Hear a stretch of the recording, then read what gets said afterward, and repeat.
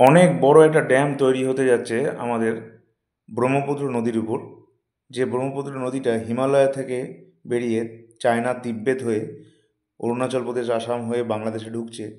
সেই ব্রহ্মপুত্র নদীটা যেখানে তিব্বতে, যেটার নাম তিব্বতে বলা হয়েছে ইয়ারলুং স্যাংপো, সেইখানে ঠিক তিব্বতের ওখানে চায়না একটা বিরাট বড় ড্যাম তৈরি করছে। যে ড্যামটা অলরেডি চায়নাতে লার্জেস্ট ড্যাম তো আছেই, থ্রি গর্জিয়াস ড্যাম, সেটার থেকেও 3 গুণ শক্তিশালী, 3 গুণ বেশি হাইড্রো ইলেকট্রিসিটি তৈরি করবে সেরকম ড্যাম চায়না তৈরি করছে ইয়ারলুং স্যাংপো রিভারের উপর, ঠিক জাংশন যেখানটায় তিব্বতের পরেই অরুণাচল প্রদেশে ইউটার্ন হয়ে নদীটা ঢুকছে।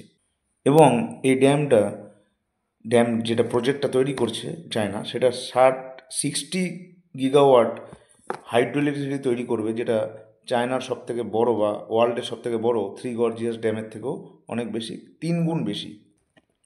এবং এটা তৈরি করতে খরচা লাগছে নিয়ার অ্যাবাউট $137 বিলিয়ন।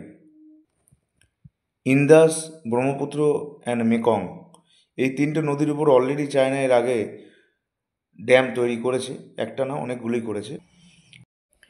এবং চায়না ঠিক ওই ড্যামের ওখানে মিলিটারি এস্টাবলিশমেন্ট তো করবেই, কারণ ওটা ট্রাই জাংশন জায়গা, ইন্ডিয়া, বাংলাদেশ, তিব্বত, চায়না মিলিয়ে। এবং যেমন মিলিটারি এস্টাবলিশমেন্ট করবে, তেমনি চায়না ওয়াটারের ওপর ডমিনেন্স করবে, মানে ওর কন্ট্রোলে থাকবে সব কিছু। মানে যখন দরকার পড়বে জল ছাড়বে, তো তাতে ফ্লাড হয়ে যেতে পারে আসাম, অরুণাচল প্রদেশ, বাংলাদেশ।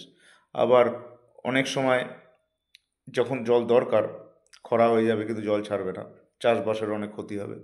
তো ওই জায়গাটা একটা ডমিনেন্স ওভার ওয়াটার চায়নার তো থাকবেই। আর ওয়াটার স্ক্যারসিটি, যেটা বললাম, যে যদি দরকার পড়ে যখন জল, তখন যদি না ছাড়ে তাহলে তো প্রবলেম হবেই।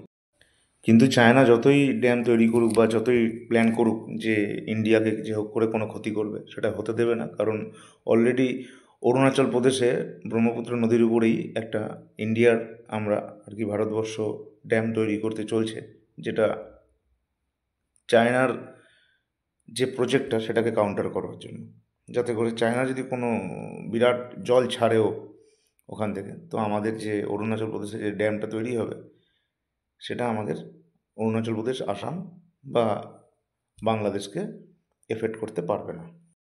ব্রহ্মপুত্র নদীর টোটাল লেন্থটা হচ্ছে 2880 কিলোমিটার, তার মধ্যে 918 কিলোমিটার শুধু ইন্ডিয়াতেই আছে।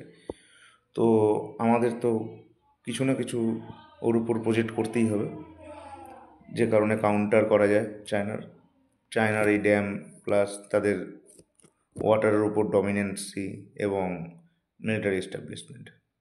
তো ইন্ডিয়া কোনো সময় চায়নাকে ভয় পায়নি, আর ইন ফিউচার পাবেও না, আর আরও স্ট্রং হবে। জয় হিন্দ।